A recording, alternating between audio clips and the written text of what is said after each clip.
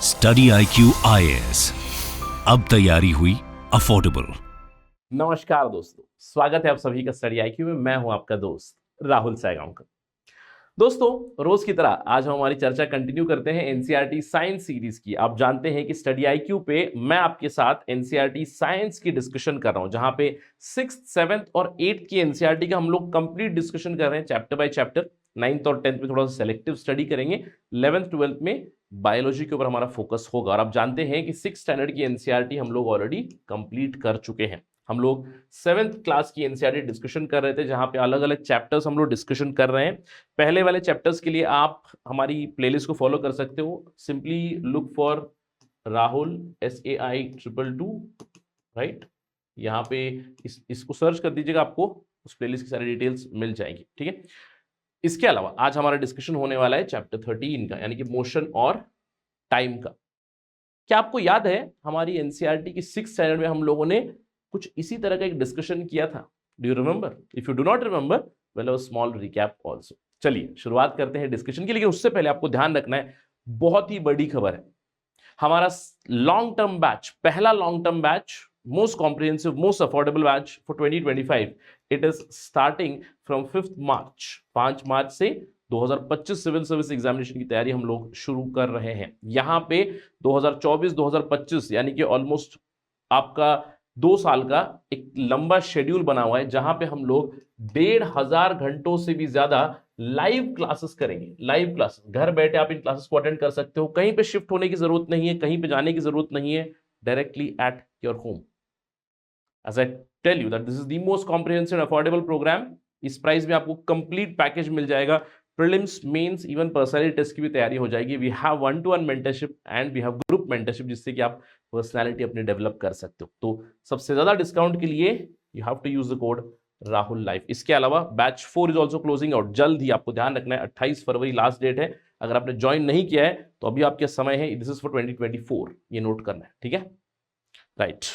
Do tell it to your friends also, जो भी तैयारी कर रहे हैं। स्प्रेड द वर्ड, तभी ज्यादा लोग फायदा उठा सकते हैं इस कॉम्प्रिहेंसिव और अफोर्डेबल एजुकेशन का फ्रॉम स्टडी IQ, ठीक है। चलिए आज के डिस्कशन पे चलते हैं। आज हमारी डिस्कशन का मुद्दा है मोशन और time, motion and time. I hope कि आपको पहले भी याद होगा, हम लोगों ने मोशन के साथ एक और डिस्कशन किया था। आज हम लोग बात करेंगे स्पीड के बारे में। जब भी हम लोग मोशन की बात करते हैं, मोशन मतलब कोई चीज एक जगह से दूसरी जगह मूव हो रही है। अब कितनी तेजी से मूव हो रही है, फिर कितने धीरे से मूव हो रही है, आज हम लोग उसके बारे में चर्चा करने वाले। लेकिन इससे पहले वाले डिस्कशन में आपको याद होगा, लेट अस रिकैप। क्लास 6 का चैप्टर 10 जो था, वो था हमारा motion and measurement of distance. तो हम लोगों ने छठी कक्षा में क्या किया? हम लोगों ने छठी कक्षा में डिस्टेंस का मेजरमेंट किया, है ना। हम लोगों ने बात की थी कि बहुत जरूरी होता है डिस्टेंस को मेजर करना। पहले जैसे पुराने समय पे हमारे पास कोई स्टैंडर्ड मीटर्स नहीं थे या फिर स्टैंडर्ड गेजेस नहीं थे, तो पहले हम लोग क्या करते थे यार, वो जो बिलांग होती है या फिर मुट्ठी होती है, उससे हम लोग लेंथ को मेजर किया करते थे, राइट। 1 उंगली, 2 उंगली, 1 बिलांग, इस तरह से मेजरमेंट किया करते थे। या फिर इस तरह से धागे से हम लोग मेजर करेंगे, या फिर गुल्ली डंडा से मेजर करेंगे। ये हम लोगों ने देखा था, राइट।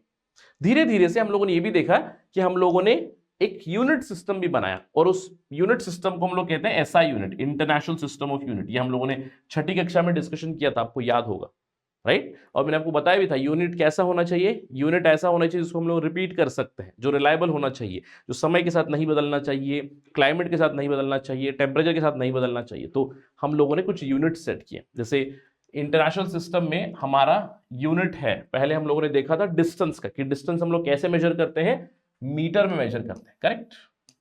और इसी मीटर को हम लोगों ने फिर बाद में डिराइव भी किया है कि अगर 1000 मीटर हो गया तो 1 किलोमीटर हो जाएगा। इस तरह की चीजें हम लोगों ने डिस्कस की थी, आपको याद होगा। 1 metre is equal to 100 centimetres, 1 centimetre is equal to 10 millimetres, now 1000 metres is equal to 1 kilometre. ये सारी चीजें हम लोगों ने जरूर देखी हुई थी, राइट। अब इसी तरह से आज हम लोग देखेंगे कि टाइम कैसे मेजर करेंगे, और टाइम का यूनिट भी हमें पता है सेकेंड। आपको ध्यान रखना है, डिस्टेंस हम लोगों ने पहले मेजर किया, टाइम आज हम लोग समय के बारे में बात करने वाले कि भैया इस समय का कॉन्सेप्ट क्या है, हम लोग समय का मेजरमेंट कैसे करते हैं, किस तरह से हम लोगों ने डिवाइसेस बनाए। आजकल तो आपने देखा होगा, जैसे आप घड़ी देखोगे, सबके यहाँ पे डिजिटल क्लॉक्स हो चुकी है, राइट। डिजिटल क्लॉक जहां पे आपको डायरेक्टली वो नंबर मिल जाएगा। लेकिन पहले से ही हम लोग समय कैसे मेजर करते हुए आते हैं, समय को किस तरह से डिफाइन किया हुआ। जैसे एंशियंट टाइम्स में आपने देखा होगा, हम लोग कहेंगे एक दिन है, एक दिन, डे, डे, एक डे में कितने घंटे होंगे, कितने सेकंड होंगे, कितना मेजर करते हैं टाइम। ये हम लोग पहले कैसे कहा करते हैं कि भैया सनराइज होगा और आपका सन डाउन होगा, फिर सनसेट होगा, तो आपका एक दिन कंप्लीट हुआ, राइट। वैसे हम लोग एक महीना कहते थे। एक महीना कैसे, मून के हिसाब से, कि भैया न्यू मून आया, कि जिस दिन पूनम की रात है, अगली पूनम की रात आएगी तो एक महीना हो गया। एक साल कब हो गया, जब पूरे अर्थ ने चक्कर लगाया, कुछ इस तरह से। यानी कि मैं कहूँगा मैक्रो लेवल पे टाइम हमें जरूर पता था, लेकिन लेकिन जब से हम लोगों ने ढूंढ निकाला ये कॉन्सेप्ट सिंपल पेंडुलम का, तब से समय समय को मेजर करना काफी आसान हो चुका है। आजकल तो हम लोग वही सिंपल पेंडुलम के कॉन्सेप्ट के ऊपर ही सारे क्लॉक का थ्योरी भी चलता है कि भैया एक पर्टिकुलर टाइम पीरियड पे, यानी कि एक पर्टिकुलर हार्मोनिक मोशन होना चाहिए उसका, एक समय पे इस तरह की मूवमेंट होगी तो हम लोग समय को डिफाइन कर सकते हैं। इसीलिए हम लोगों ने टाइम को डिफाइन किया, टाइम का यूनिट निकाला है एक सेकंड। तो आज तो हमें इस तरह के टेबल क्लॉक्स भी मिलते हैं, इस तरह के एडवांस क्लॉक भी मिलते हैं। थोड़ी देर में आपको पता चलेगा कि हम लोगों ने इससे भी ज्यादा एडवांसमेंट सीख ली है। माइक्रो सेकंड, मिली सेकंड, नैनो सेकंड भी हम लोग मेजर कर रहे हैं आजकल। लेकिन पुराने समय में टाइम कैसे बता, जब दिन तो मुझे पता चल गया कि भैया सूरज उग गया, सूरज ढल गया, दिन खत्म हो गया, वन डे हो गया। लेकिन पुराने जमाने में एंशिएंट क्लॉक्स कैसे चलते थे, आपने देखा होगा। क्या आपने जंतर मंतर को विजिट किया है? Jantar Mantar in Delhi, right, if I am not wrong, Jantar Mantar एक जयपुर में भी होगा, दिल्ली में भी है। वहां पे सनडायल बना हुआ है, किसी ने विजिट किया वहां पे? अगर आपने विजिट किया होगा तो काफी फैसिनेटिंग चीज है ये। इस सनडायल में आप देख सकते हो कुछ इस तरह की चीज बनी हुई है, ये परछाई के ऊपर काम करता है, यानी कि it works on the concept of shadow. और ये जो डायल है, अगर आप इसको ऊपर से देखोगे तो ये बेसिकली आपकी घड़ी की तरह दिखेगा, जहां जहां परछाई मूव होगी उतना टाइम आपको दिख जाएगा। सन डायल, राइट, कि सन का मूवमेंट रहेगा। अगर 12 बजे हैं तो इसकी परछाई 0 होगी, अगर 1 बज गया तो परछाई यहां होगी, 2 बज गया तो परछाई यहां पे होगी। तो इसकी परछाई भी सन के साथ मूव होते रहती है, राइट। काफी इंटरेस्टिंग सा चीज है।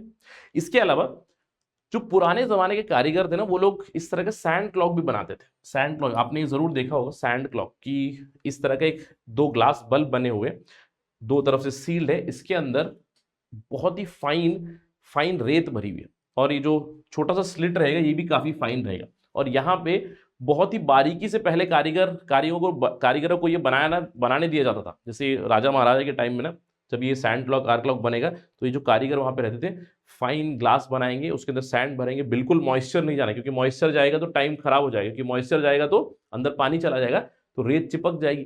जब रेत चिपक जाएगी तो थोड़ी मूव करेगी। और यहाँ पे नॉर्मली हम लोग इसको आर ग्लास भी कहते हैं, कि एक घंटे में आपने देखा फ्लैट सरफेस पे रखना है, 1 घंटे में रेत फुल हुई, 1 घंटे में रख दो तो धीरे धीरे धीरे 1 घंटा लेगी रेत पूरा गिरने के लिए, उससे पता चलेगा 1 घंटा।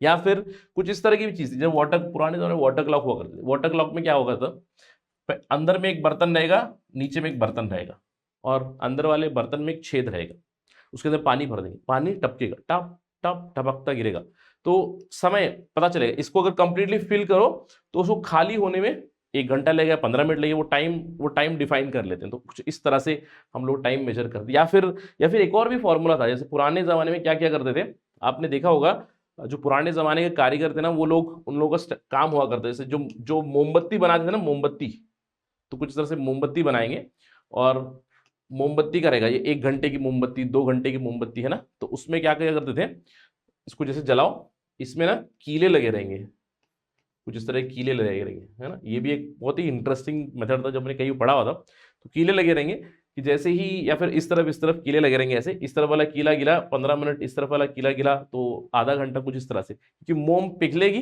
तो पिघल के जैसे ही वो कीला गिरेगा तो समझ में आएगा कि भैया हाँ इतना टाइम बीत चुका है करके।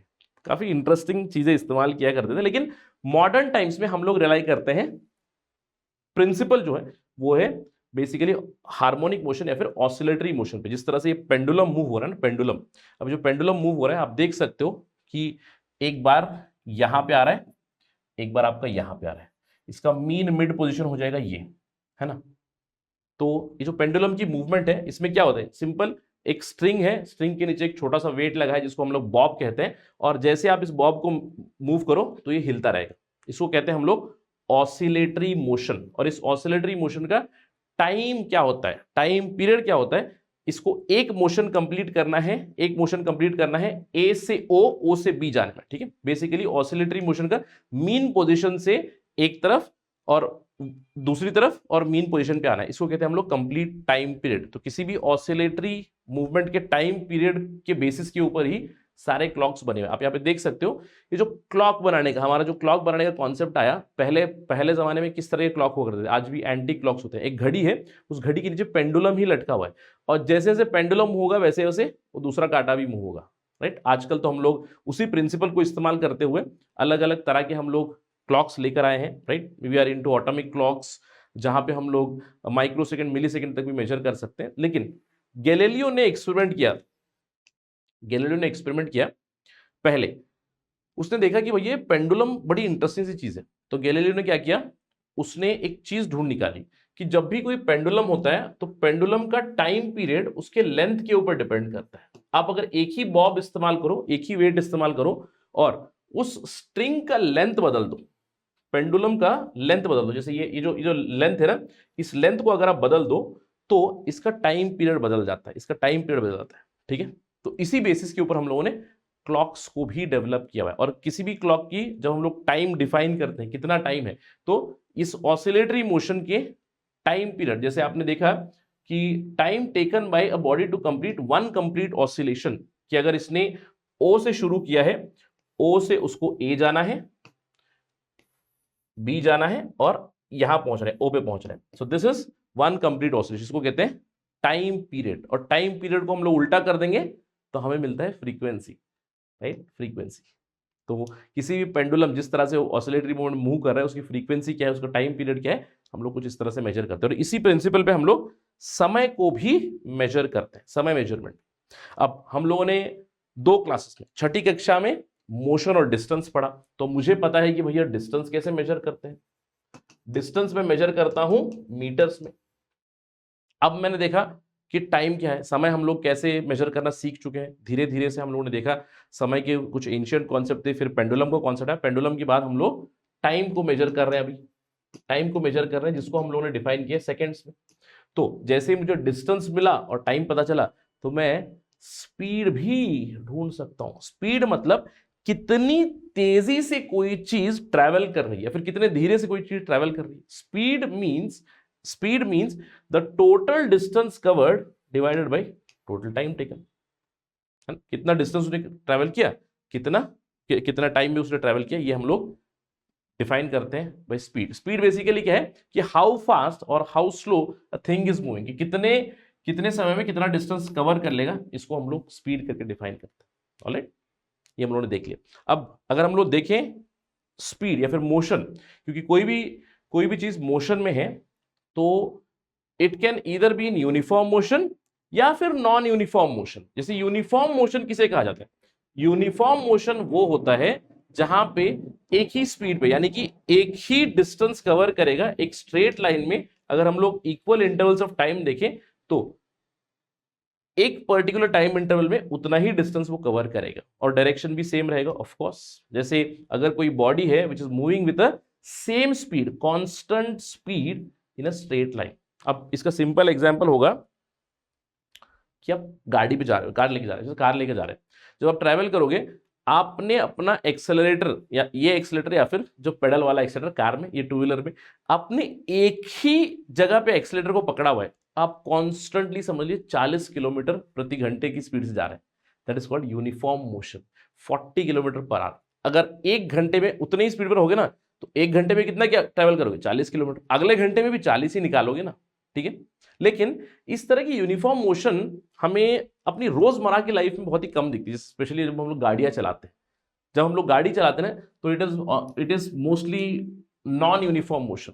ये क्यों? जैसे गाड़ी आप चला रहे हो भैया, बीच में स्पीड ब्रेकर आ गया, गतिरोधक आ गया, तो क्या होगा आपके साथ? गतिरोधक आया तो ब्रेक दबाया, 40 किलोमीटर प्रति घंटे पे थे तो आपने ब्रेक दबाया, आ गया 20 पे, 15 पे, फिर से आपने भगाया, आप 40 नहीं, 50 नहीं, 60 पे पहुंचे। तो this is the example of non uniform motion, कि आपके इक्वल इंटरवल में अगर आप अनइक्वल डिस्टेंसेस कवर कर रहे हो, इसको कहते हैं नॉन यूनिफॉर्म मोशन। ठीक है, यहां पे आप डिस्टेंस भी अगर बदल दो, एग्जांपल नॉन यूनिफॉर्म मोशन, है ना। तो यही आपको समझना है कि यूनिफॉर्म और नॉन यूनिफॉर्म मोशन क्या है। जहां पे यूनिफॉर्म मोशन में the average speed is equal to the actual speed, और यहां पे आपकी दोनों अलग अलग होंगे। ठीक, बेसिक एग्जांपल से आपको समझ में आया हो, राइट। इसके अलावा यूनिट्स क्या है हमारी टाइम और स्पीड की, हम लोगों ने देखा पिछले सेक्शन में, हम लोगों ने देखा था हमारा डिस्टेंस का यूनिट है मीटर, टाइम का हम लोगों ने यहां पे देख लिया कि इट इज सेकेंड। तो आपका स्पीड का होगा क्या, it is very simple, right. Speed is equal to what, speed is equal to distance travelled divided by your time taken, है ना। आपका समय आपने कितना लिया हुआ है। तो डिस्टेंस तो आप कितने मेजर करते हो, डिस्टेंस आप मेजर करते हो मीटर्स में, समय आप मेजर करते हो सेकंड्स में। तो स्पीड का यूनिट क्या हो गया, metre per second, right, a derived unit speed, right. तो speed is equal to metre per second. तो कई बार आपने देखा होगा ये मीटर पर सेकंड नहीं होता है, आपके गाड़ी वगैरह में आप क्या लिखते हो, मीटर पर सेकंड। इसी का हायर वेरिएंट अगर आप निकाल लोगे तो आपको मिलेगा किलोमीटर, सेकंड को आप कन्वर्ट करोगे आर में, तो कितने किलोमीटर प्रति घंटे में जाओगे। या फिर जैसे यूएस में ये लोग किलोमीटर यूज नहीं करेंगे, माइल्स पर आर यूज करेंगे, एमपीएच, यानी कि number of miles per hour, है ना। कुछ इस तरह की यूनिट्स हम लोग डिराइव करेंगे। और अगर आपको मीटर और किलोमीटर में अगर कन्वर्शन करनी है तो उसके लिए सिंपल सा फॉर्मूला है, इस कैलकुलेशन से आपको पता चल रहा होगा। 1 किलोमीटर प्रति घंटे से अगर हम लोग जा रहे हैं, इसको मीटर पर सेकंड में कैसे करेंगे, 1000 metre is equal to 1 kilometre, 3600 second is equal to 1 घंटा। तो आप जैसे आप इसको डिवाइड करोगे तो आपको मिलेगा 5/18। तो इसीलिए हम लोग कहते हैं कि भैया इजी शॉर्टकट होता है, जो हम लोगों ने बचपन में सीखा था पाठशाला वगैरह में, कि समझ लो अगर मुझे 180 किलोमीटर पर आवर इसको कन्वर्ट करना है मीटर पर सेकेंड में, तो इसका शॉर्टकट सर लोग बताया क्या करते थे कि इसको सिंपली 5/18 से आप मल्टीप्लाई कर दो, है ना। 5/18 से मल्टीप्लाई कर दो तो ये किससे निकल जाएगा, 10 से निकल जाएगा। इसका मतलब क्या है, आपका स्पीड है 50 मीटर पर सेकेंड। 1 सेकंड में आप 50 मीटर मूव कर रहे हो। अगर 1 सेकंड में 50 मीटर मूव करोगे तो 1 घंटे में आप 180 किलोमीटर कवर कर लोगे। सही कन्वर्शन होती है, बेसिक कन्वर्शन, ठीक है। इसके अलावा हम लोग जैसे आजकल काफी एडवांस लेवल पे पहुंच चुके हैं। सारी जगह पे वो टाइम के लिए पेंडुलम का कॉन्सेप्ट ही या फिर प्रिंसिपल इस्तेमाल करते हैं, लेकिन आजकल हम लोग अलग अलग तरह की टेक्नोलॉजी का इस्तेमाल करके छोटे से छोटा टाइम इंटरवल भी मेजर कर रहे हैं। और जनरली आपने देखा होगा जैसे आपकी गाड़ी में तो कितना रहेगा, 10 kilometre per hour, 20 kilometre per hour, इसके बीच वाला चीज आपको नहीं मिलेगा। जहां पे डिजिटल आपकी रीडिंग से वहां पे आपको शायद मिल जाएगा, लेकिन जो पॉइंट वाली चीजें होती है जैसे समय को मेजर करना है। अब मुझे पता है कि Usain bolt, right, Usain bolt का स्पीड है 9.58, है ना। 100 मीटर भागने में भाई ने रिकॉर्ड सेट किया 9.58 सेकेंड्स का। तो 9.58 कहां से आया, मुझे 58 कहां से आए कि 0.5 ऑफ अ सेकेंड में मैंने मेजर कर लिया और उसके basically 1/10 100th of a second तक मैं चला गया। तो ये हम लोग कभी कभार स्पोर्ट्स में इस्तेमाल करते हैं, या फिर नॉर्मली रिसर्च वगैरह हम लोग काफी इस्तेमाल करते हैं। जैसे सैटेलाइट से मैंने आपको बताया था कि जो हमारा नाविक गया है, IRNSS गया है, उसमें से जो पहला सैटेलाइट गया था, हमारा पहला सैटेलाइट IRNSS 1A जो गया था, वहां पे उसकी रूबिडियम क्लॉक खराब हो गई थी, इसलिए हम लोगों ने एक और सैटेलाइट भी लॉन्च किया हुआ है। सो वहां पे तो आपको वहां पे आप टाइम, समय in your almost microsecond, millisecond, nanosecond तक वहां पे आप मेजर कर सकते हो। इस तरह के भी क्लॉक्स आ चुके हैं, तो आजकल हम लोग ये जरूर करते हैं। अपार्ट फ्रॉम दिस हम लोग काफी आसानी से डिस्टेंस और टाइम का ग्राफ ड्रॉ कर सकते हैं। एक छोटा सा लास्ट में एक्सरसाइज है कि डिस्टेंस और टाइम का ग्राफ आप किस तरह से ड्रॉ कर सकते हो, क्योंकि कई बार हमें पता चलता है कि डिस्टेंस टाइम ग्राफ हम लोग ड्रॉ करेंगे तो उस ग्राफ से भी हमें पता चल जाता है कि भैया मोशन यूनिफॉर्म है या नॉन यूनिफॉर्म है। जैसे ये जो ग्राफ है, यहां पे आप देख सकते हो कि एवरी इक्वल टाइम इंटरवल में ये जो डिस्टेंस कवर कर रहा है, ये डिस्टेंस भी इक्वली कवर कर रहा है। तो कुछ इस तरह का आपका ग्राफ बनेगा अगर आपका मोशन यूनिफॉर्म होगा, कि हर प्रत्येक सेकंड में आप देख सकते हो जहां पे 15 किलोमीटर दिखा रहा है, 15 किलोमीटर 1 घंटे, 15 kilometre 15 kilometre, this is uniform motion, जहां पे आपकी average speed is equal to your actual speed. लेकिन कई बार हम लोगों ने देखा है नॉन यूनिफॉर्म स्पीड, इसका ग्राफ कुछ भी हो सकता है, ये भी है, ये भी है, किसी भी तरह का आप ग्राफ ड्रॉ कर लीजिएगा, that becomes a non uniform, ठीक है। जनरली यूनिफॉर्म मोशन में कुछ इस तरह का ग्राफ हो सकता है, या फिर a body which would be से एट से रेस्ट, कि भैया मैं यहां से जाके वहां पहुंच गया। जैसे अगर आपने कुछ इस तरह का ग्राफ ड्रॉ कर दिया है ना, जहां पे समय के इंटरवल्स आपने देखे, तो डिस्टेंस हर जगह पे सेम ही है, तो this is considered as again a uniform rest, not uniform motion per se, but something which is at rest, right. इतने डिस्टेंस पे जाके फंस गया, तो इसको भी हम लोग कई बार कहते हैं, we consider that as a graph of uniform motion itself, where the speed is basically zero itself, ठीक है, कुछ इस तरह का। तो ये मैं आपको क्यों बता रहा हूँ, क्योंकि जस्ट आपको एक आइडिया होनी चाहिए। स्कूल लेवल में इसी बेसिस के ऊपर हम लोग अलग अलग ग्राफ्स ड्रॉ किया करते थे। ये तो पॉइंट ग्राफ हो गया, लाइन ग्राफ हो गया, bar graph, right, pie chart वगैरह ड्रॉ किया करते थे। इसके अलावा आपने दो और टर्म्स के बारे में देखा होगा जरूर। जैसे अगर आपने गाड़ी वगैरह चलाई है, राइट, बाइक, जब गाड़ी चलाते हो, बाइक, कार, कुछ भी हो, तो वहां पे दो आपने चीजें देखी होंगी। एक होता है ओडोमीटर, क्योंकि यहाँ पे टर्म है ओडोमीटर, तो मुझे बताना चाहिए आपको, ओडोमीटर, और एक है स्पीडोमीटर, तो कंफ्यूज नहीं करना है। ये जो ओडोमीटर है, यहां पे आपको बताएगा कि आपने कितने किलोमीटर ट्रैवल किया है। इसी को हम लोग कहते हैं कि भैया गाड़ी कितनी भागी है। जब हम सेकेंड हैंड कार खरीदते हैं तो हम लोग देखा है भैया उसकी रनिंग कितनी हुई है, बोले 1 लाख किलोमीटर, वो 1 लाख किलोमीटर बताएगा आपका ओडोमीटर, है ना। वहीं पे आपका जो स्पीडोमीटर होता है, वो तो आपको स्पीड बताता है। ये तो आपने देखा होगा, जो स्पीड का काटा जाएगा ना, स्पीड का काटा जो होता है 50 किलोमीटर, 60 किलोमीटर, ब्रेक लगा दिया 20 किलोमीटर, उसको कहते हैं स्पीडोमीटर। स्पीडोमीटर मेजर करता है speed, that is distance travel divide by time taken, आपको इंस्टेंट स्पीड बताता है। लेकिन ओडोमीटर आपका कंप्लीट डिस्टेंस ट्रैवल बताता है ना। तो ये आपको ध्यान रखना है, बस कभी कभार जैसे सिंपल एमसीक्यू वगैरह इस पे भी बन सकते हैं, right. So don't forget about these things. So ये है बेसिक डिस्कशन हमारा मोशन और टाइम के बारे में। मोशन और डिस्टेंस हो गया, मोशन और टाइम हो गया, राइट। तो चलिए मिलते हैं अगले क्लास में। और बिफोर दैट डू रिमेंबर, अगर आपको ये सीरीज पसंद आए, अगर आप मुझसे इंटरेक्ट करना चाहते हैं, आपको कोई सवाल है, डाउट है, feedback, suggestion, complaint, anything, you can always follow me on this particular ID. Do message me on Instagram. I respond on Saturdays and Sundays. Thank you for watching this video. Jai Hind. Study IQ IAS, अब तैयारी हुई affordable.